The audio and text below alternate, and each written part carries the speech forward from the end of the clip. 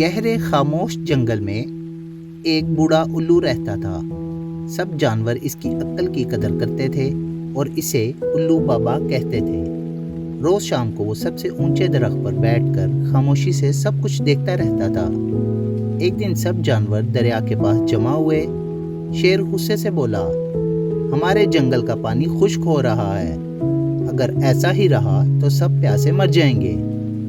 ہاتھی نے کہا، نیا کنواں کھودتے ہیں۔ بندر نے کہا، بارش کی دعا کرتے ہیں۔ چالاک لومڑی بولی، چلو الو بابا سے پوچھتے ہیں، وہ ہمیشہ حل بتاتے ہیں۔ سب جانور الو بابا کے پاس گئے۔ شیر نے کہا، الو بابا ہمیں راستہ دکھاؤ۔ الو بابا نے آہستہ سے اپنی سنہری آنکھیں کھولی اور بولا، میرے بچوں، قدرت تمہیں سبق سکھا رہی ہے۔ کیا تم نے دیکھا ہے کیسے تم نہاتے، کھیلتے اور کھانا دھوتے وقت پانی ضائع کرتے ہو؟ دریا تم سے ناراض ہے۔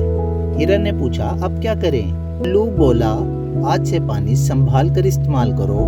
دریا کے پاس ایک تالاب کھودو تاکہ بارش کا پانی جمع ہو سکے۔ زیادہ درخت لگاؤ تاکہ زمین پانی روک سکے۔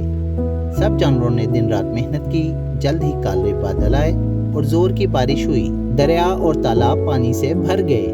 سب جانور خوشی سے ناچتے ہوئے الو بابا کا شکریہ ادا کرنے پہنچے، مگر دیکھا کہ وہ اپنی آنکھیں ہمیشہ کے لیے بند کر چکا تھا۔ شیر کی آنکھوں میں آنسو تھے۔ وہ بولا، اس نے ہمیں عقل دی، اب وہ سکون سے سو رہا ہے۔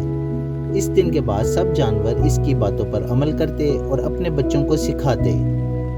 عقل یہ نہیں کہ سب کچھ جان لو، بلکہ یہ ہے کہ قدرت کی عزت کرنا سیکھو۔